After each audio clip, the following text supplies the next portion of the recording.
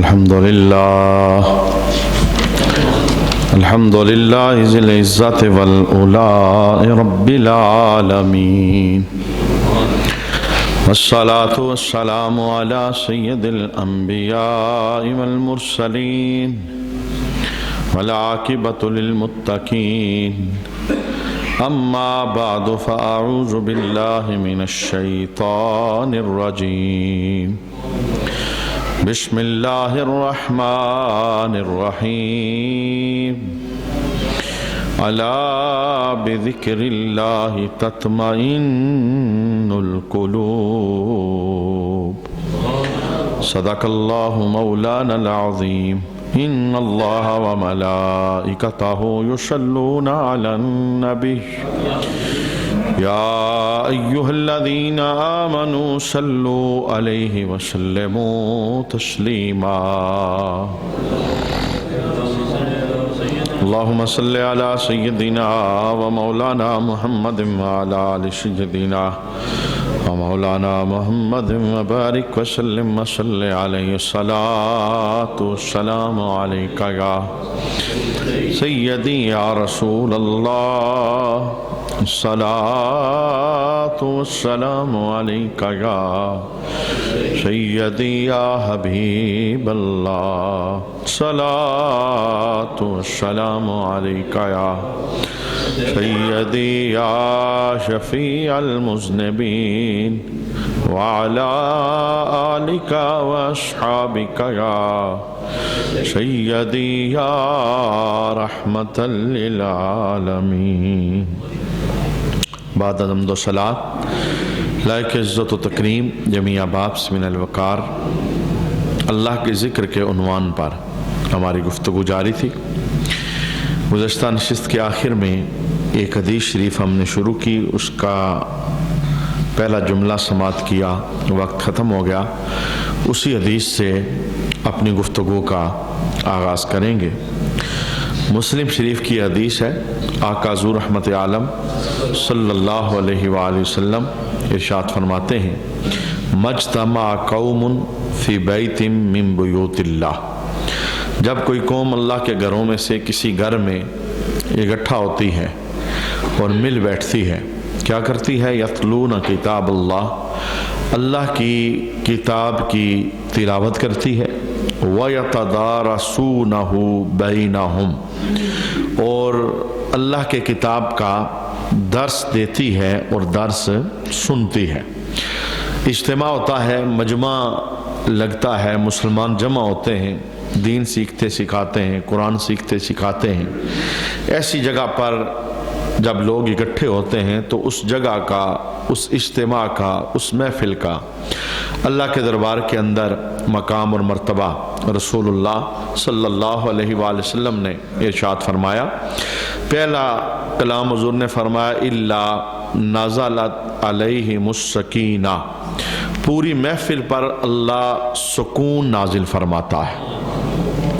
یہ اللہ کے ذکر کی برکات میں سے ایک برکت ہے کہ جب ذکر اللہ کے لیے مسلمان کسی جگہ پر جمع ہوتے ہیں، مجمع ہوتا ہے، محفل ہوتی ہے، لوگ اکٹھے ہوتے ہیں، تلاوت ہوتی ہے، قرآن سیکھا سکھایا جاتا ہے، دین سیکھا سکھایا جاتا ہے، خیر کی بات سنی اور سنائی جاتی ہیں. فرمایا پہلا اس بزم پر اللہ کی طرف سے انعام یہ ہوتا ہے کہ اللہ اس محفل پر سکون نازل فرماتا ہے.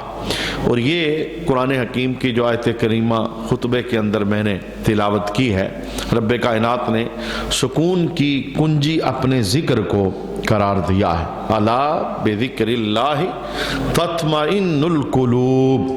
خبردار سن لو، اللہ کے ذکر میں ہی دلوں کا سکون ہے. اگر کوئی اپنے دل کو مطمئن کرنا چاہتا ہے، سکون دینا چاہتا ہے، خدشوں سے پاک کرنا چاہتا ہے، وہموں سے پاک کرنا چاہتا ہے، وہ اللہ کے ذکر کے ساتھ یاری لگا لے، اللہ اسے دل میں سکون کی دولت عطا فرمائے. بے شمار دنیاوی دولت مند لوگ بے سکونے دیکھیں اور اس کی زندگی کے اندر سکون نام کی کوئی چیز نہیں ہے. گولیاں کھا کے بھی تھک جاتے ہیں، پھر بھی نیند نہیں آتی. اور اگر کسی کو سکون رب العالمین عطا فرما دے تو جناب عمر کی بادشاہی دیکھی جا سکتی ہے۔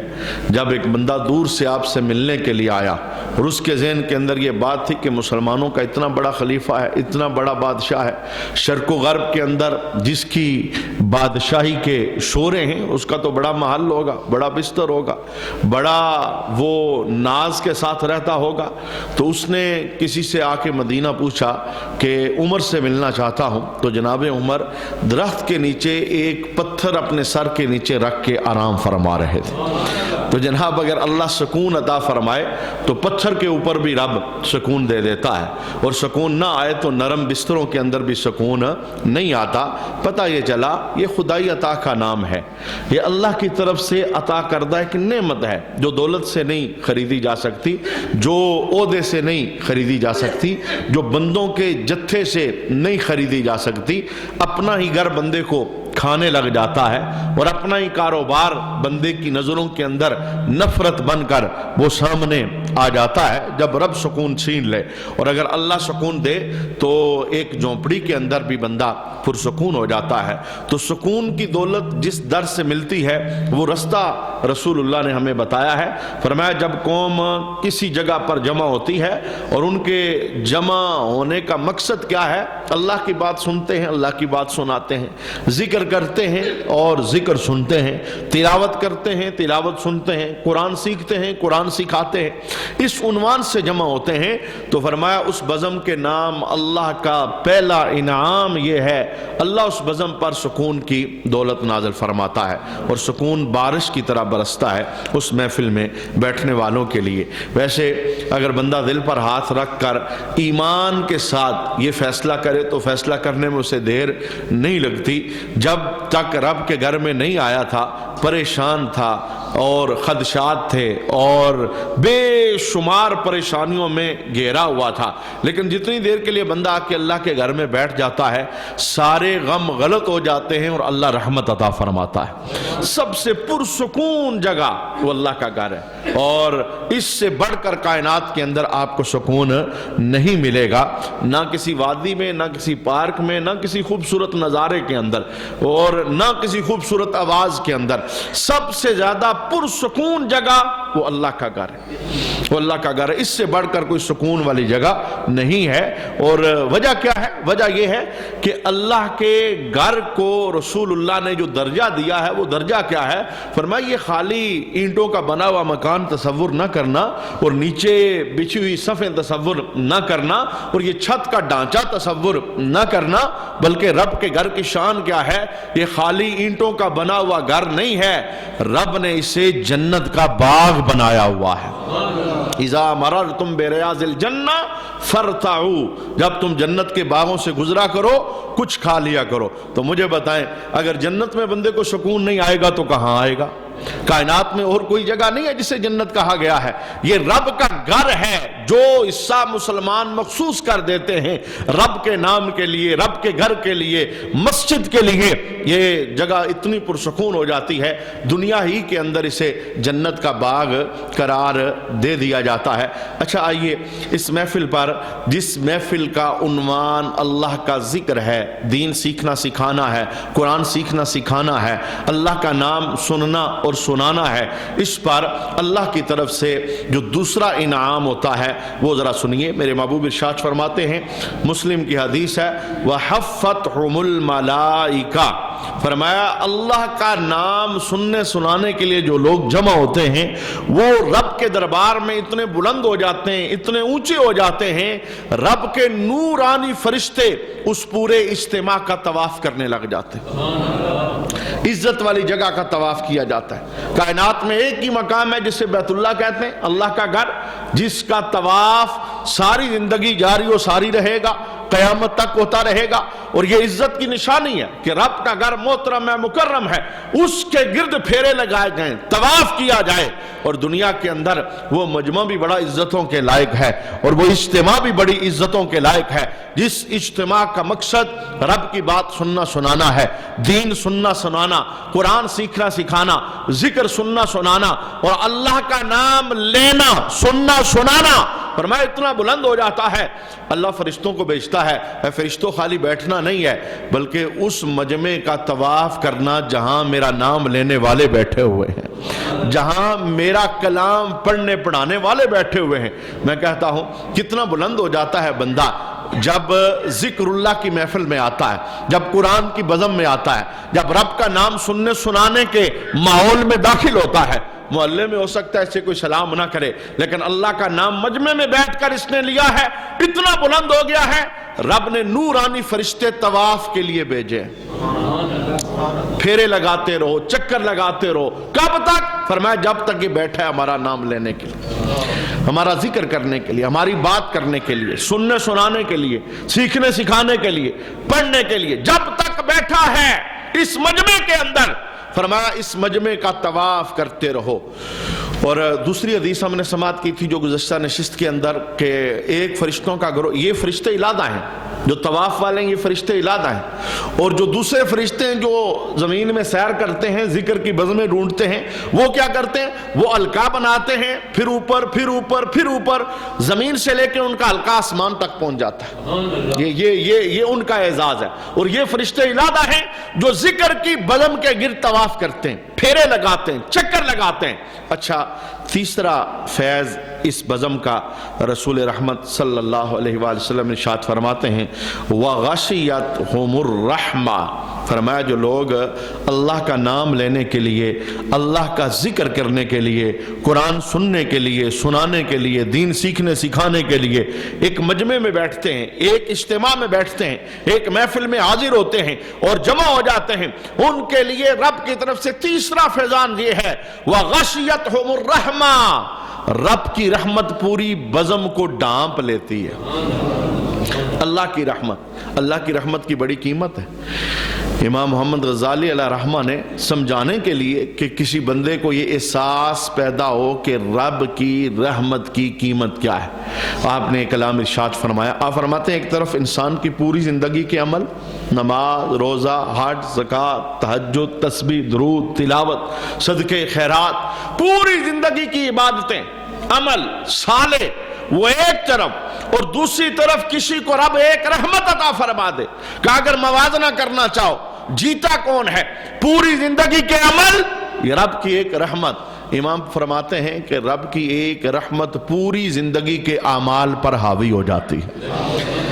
اور صرف ایک رحمت نہیں، جو اللہ کا نام لینے بیٹھتے ہیں رحمت ڈانپ لیتی ہے، اس پوری بزم پر رحمت چھا جاتی ہے، ڈانپ لیتی ہے۔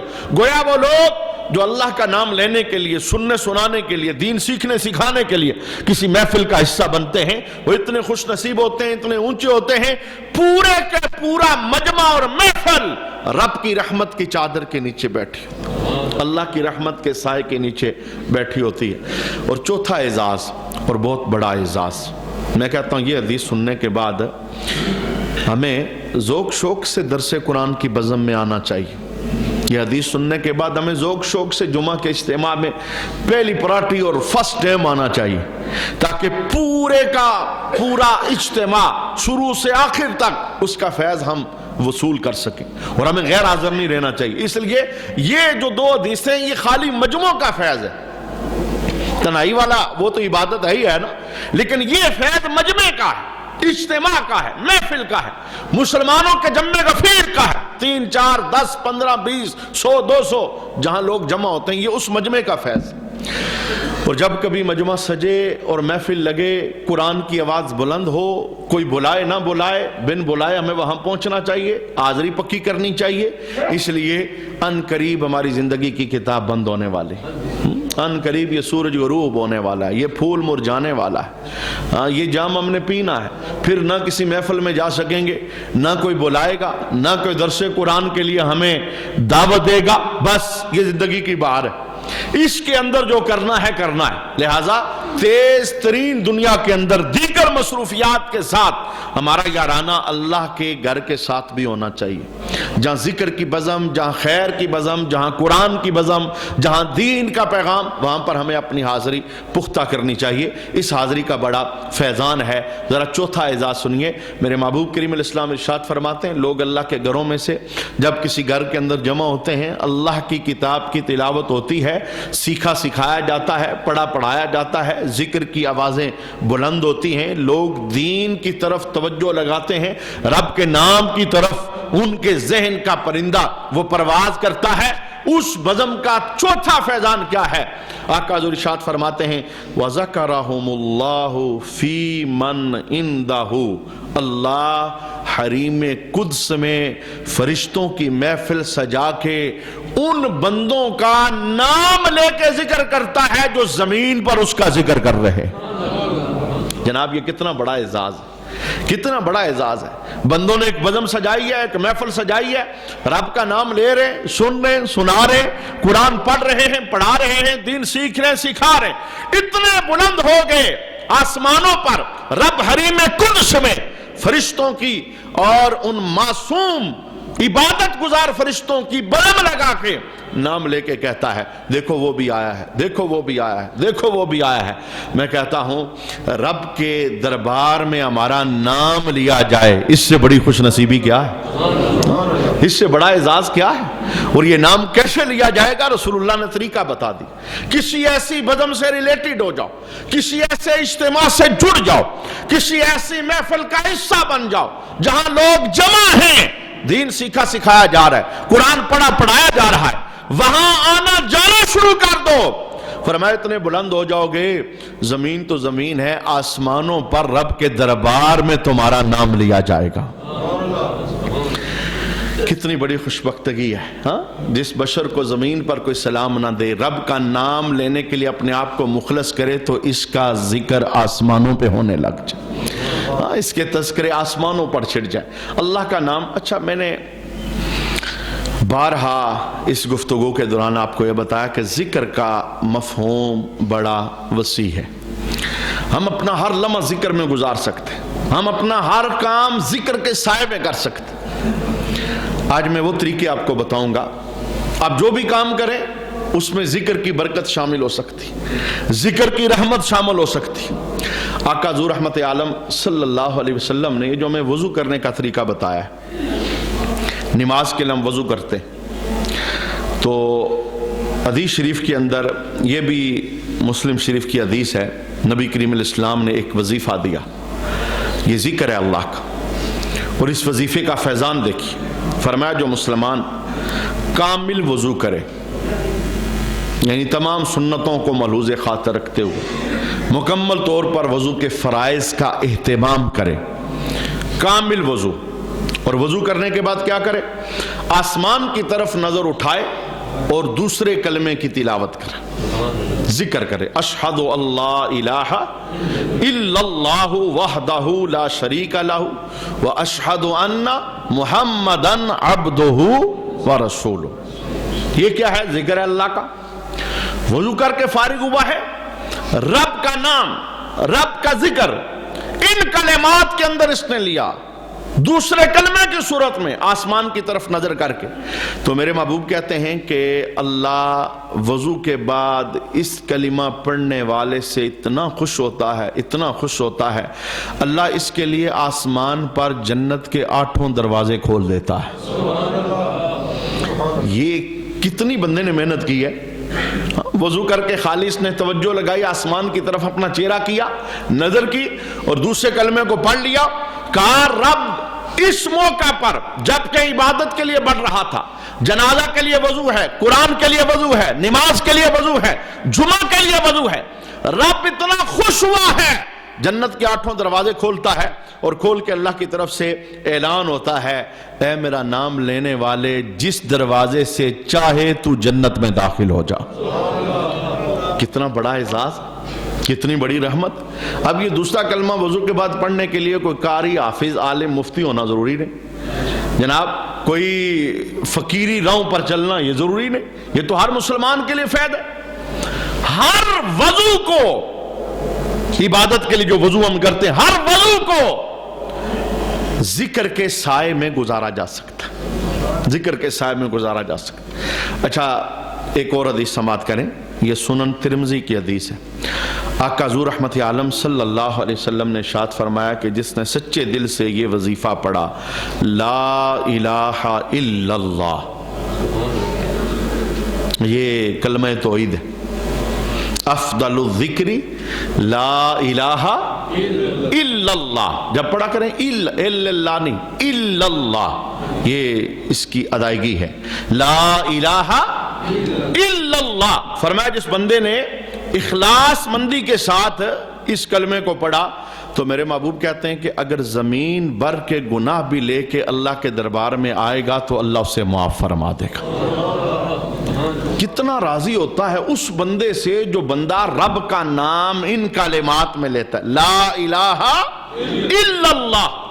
اور حدیث شریف کے اندر موجود ہے کہ جس بندے نے 70,000 مرتبہ اس کلمے کو پڑھا، لا الہ الا اللہ، لا الہ الا اللہ، اس وظیفے کو 70,000 مرتبہ پڑھا اور پڑھنے کے بعد فوت شدہ مسلمانوں میں سے کسی کو تحفہ پیش کر دیا، ماں تھی، والد تھے، بھائی تھے، کوئی دوست تھا، کوئی پیارا تھا، اسے تحفہ پیش کر دیا، وہ دنیا سے جا چکا تھا، اللہ کے حبیب کہتے ہیں میں گارنٹی دیتا ہوں بدلے میں اللہ اس بندے کو جنت الفردوس عطا فرمائے گا۔ کتنی بڑی سعادت مندی ہے، کتنی بڑی رحمت معابی ہے۔ یہ 2-4 دن پہلے میں ایک مریض کے پاس تیمارداری کے لیے گیا، بہت پہلے کبھی اس نے یہ گفتگو سنی تھی، تو اب حالات کچھ ایسے بنتے چلے جا رہے ہیں کہ زندگی کی امیدیں ان کی ختم ہوتی چلی جا رہی ہیں، تو انہوں نے اس بات کا اظہار کیا کہ میں نے وہ کلمہ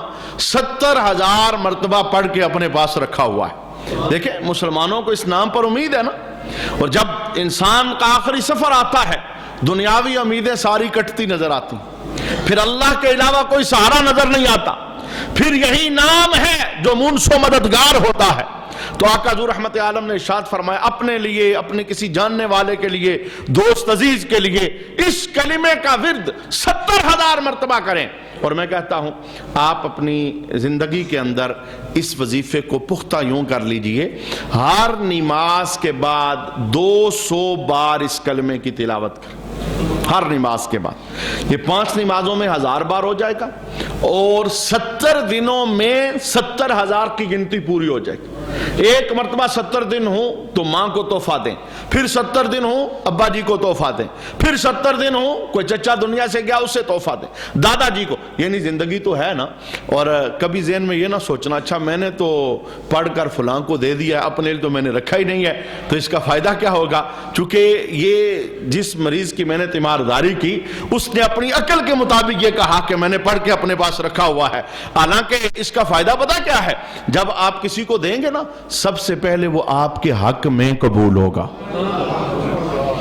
مولا علی قبرستان سے واپس آئے تو رسول اللہ نے پوچھا علی کیا پڑھ کے آئے ہو؟ یا رسول اللہ میں نے 3 مرتبہ سورۃ اخلاص کی تلاوت کی۔ تو آقا حضور نے اس موقع پر یہ کلام ارشاد فرمایا علی اللہ کی قسم اللہ نے تیرے قرآن کے ٹکڑے نہیں کی۔ تو حضرت علی کہتے ہیں میں نے پوچھا یا رسول اللہ قرآن کے ٹکڑے نہیں کیے اس کا معنی کیا ہے؟ فرمایا تو نے 3 مرتبہ سورۃ اخلاص پڑھی نا تجھے مکمل ایک قرآن کا ثواب ملا ہے۔ ایسا نہیں ہے کہ یہ ایک قرآن پورے قبرستان میں تقسیم ہوا ہے، فرمایا رب نے تیرے قرآن کے ٹکڑے نہیں کیے بلکہ ہر قبر والے کو الادہ مکمل قرآن کا رب نے ثواب عطا فرمایا۔ اور پھر اس سے بڑی سعادت مندی کیا؟ فرمایا علی تو بھی معروم نہیں رہے گا، تو نے قبرستان والوں کے ساتھ رحمت کیا نا، انہیں یہ تحفہ دیا ہے، اب ایسا نہیں کہ تو نے اپنے لیے بچایا ہی کوئی نہیں بلکہ تیرے لیے انعام یہ ہے وہاں جتنے لوگ لیٹے تھے 500 قبریں تھی یا 1000 قبریں تھی، جتنوں کو تیرا تحفہ پہنچا ہے ان کے مجموعے کے مطابق پلٹا کے اللہ تمہیں بھی اجر عطا فرمائے۔ تو یہ باری باری نہ اسے تقسیم کرتے رہیں جانے والوں کے لیے، اپنے لیے تو انشاءاللہ رحمت ہو ہی جائے گی۔ یہ ذکر کے لیے میں ان کلمات کو بول رہا ہوں جو بنیادی ہیں، جنہیں پڑھنے میں دقت پریشانی نہیں۔ ہر بندہ کوئی قرآن پڑھ سکتا ہے یا نہیں پڑھ سکتا، تلاوت آتی یا نہیں آتی، عربی پہ عبور ہے یا نہیں ہے، ہر بندہ پڑھ سکتا ہے۔ کیونکہ بندے تو سارے اللہ کے ہیں نا، رحمت سب کو چاہیے۔ اچھا ایک اور حدیث سنیے، آقا حضور رحمت عالم صلی اللہ علیہ وآلہ وسلم نے ارشاد فرمایا کہ جب بندہ الحمدللہ کہتا ہے، اب یہ دیکھنا بندہ اللہ کے ذکر کے سائے میں کہاں کہاں کہاں کہاں جی سکتا ہے۔ پانی پیا تو کیا کہا؟ الحمدللہ۔ کھانا کھایا تو کیا کہا؟ کپڑے پہنے تو کیا کہا؟ ہر وہ کام جو نعمت اللہ کی طرف سے ملی ہے استعمال کیا، الحمدللہ الحمدللہ الحمدللہ۔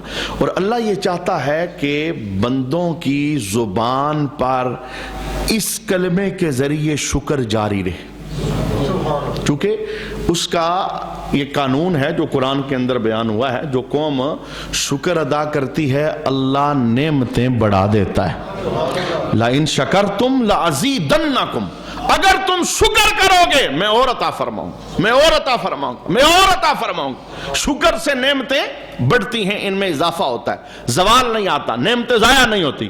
بلکہ بڑی خوبصورت حدیث ہے، نبی کریم نے ارشاد فرمایا اللہ کا ذکر کہاں کہاں بندے کو کرنا چاہیے اور کیسے کیسے یہ رحمت دیتا ہے۔ جب بندہ بیمار ہو جاتا ہے، کسی بھی مرض میں مبتلا ہو گیا، بلڈ پریشر ہے، شوگر ہے، کینسر ہے، ہارٹ اٹیک، دل کا پرابلم، کوئی بھی موذی مرض ہے، لگا ہے کہ اب ایسا ہے کہ یہ مرض مجھے دنیا سے لے جائے گا، یاد رکھیے گا بیماری اللہ کے حکم کے بغیر نہیں آتی۔ اللہ بیمار کرتا ہے تو بندہ بیمار، وہی بیمار کرتا ہے وہی شفا دیتا ہے۔ اور یہ جو بیماری ہے یہ پکڑ نہیں ہے، بیماری عذاب نہیں ہے، مسلمان کے لیے بیماری رب کی رحمت کا سبب ہے۔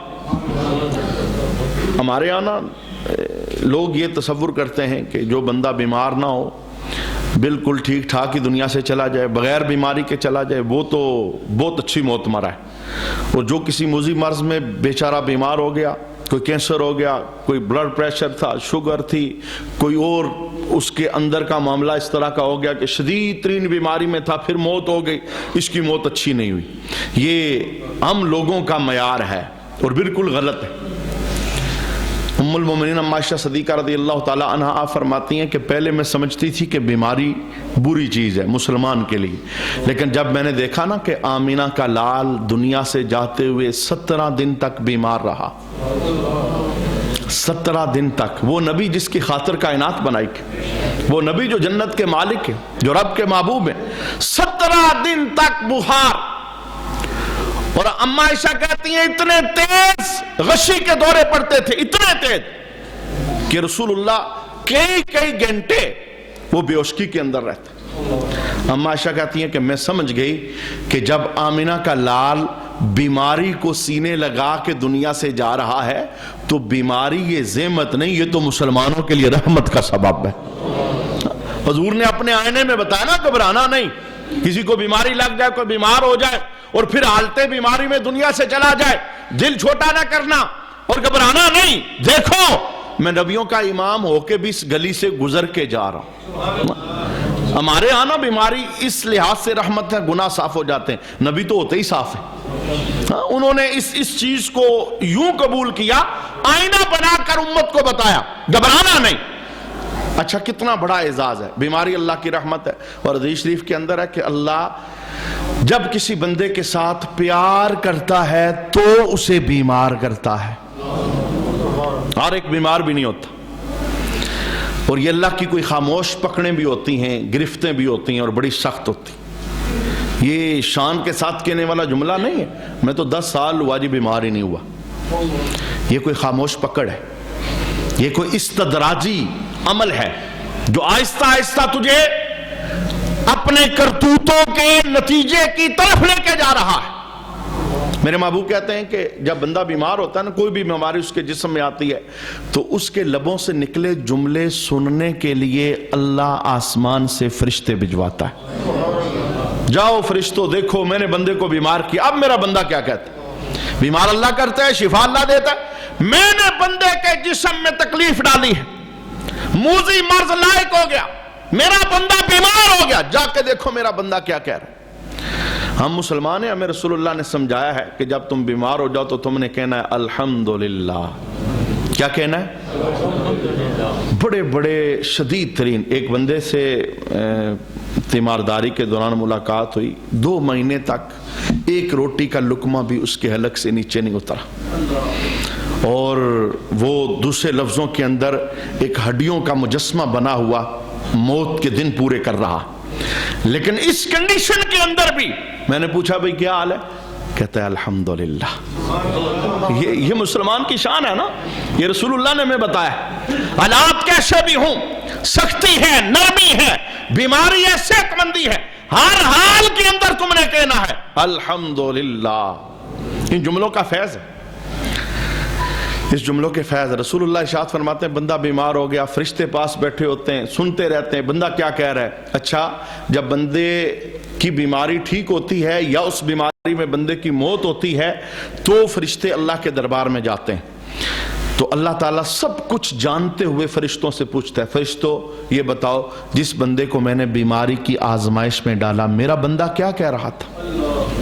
حالانکہ اسے بتانے کی ضرورت ہے, وہ سب کچھ جانتا ہے, لیکن فرشتوں کی ڈیوٹی لگائی بندوں تک بات پہنچانے کے لیے. بتاؤ میرا بندہ بیمار جسے میں نے کیا میرا بندہ کیا کہہ رہا تھا؟ مولا وہ الحمدللہ کہہ رہا تھا, وہ تیرا شکر ادا کر رہا تھا. اللہ خوش ہوتا ہے.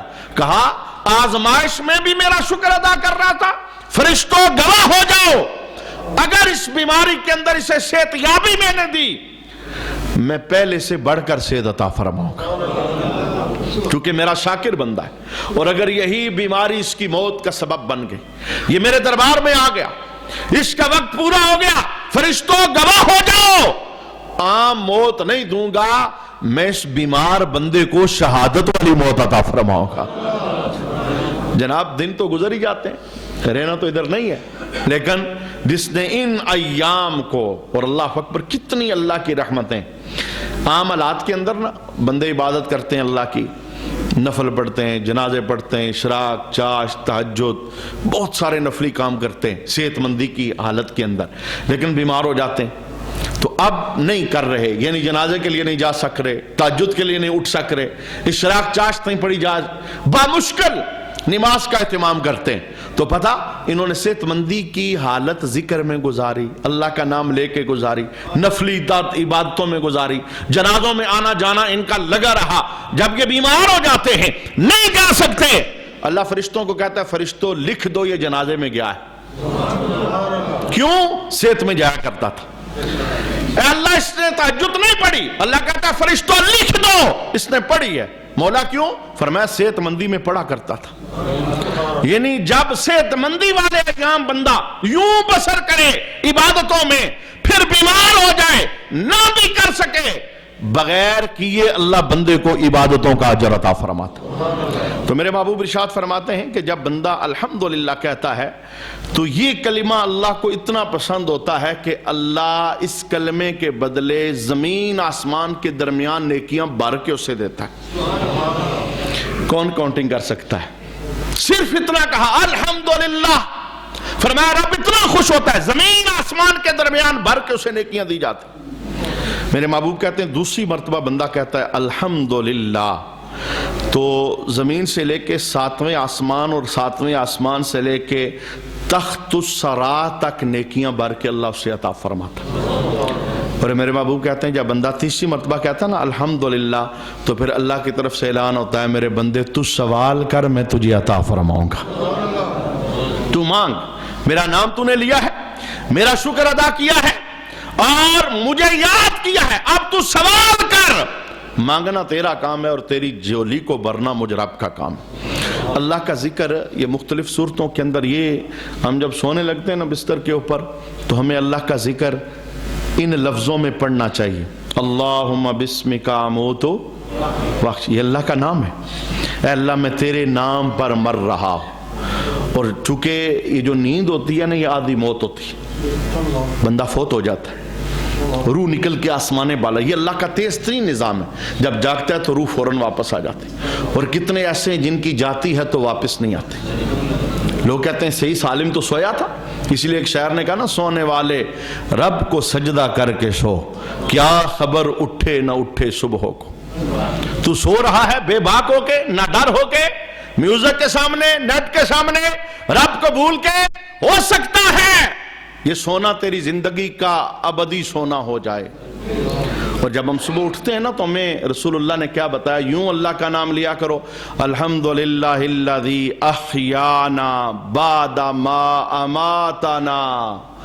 उस अल्लाह का शुक्र जिसने मौत के बाद मुझे जिंदगी अता फरमाई। मैं तो मर गया था, मेरी रूह तो जिस्म से निकल गई थी, मौत की वादी से वापस पलट के आया हूं।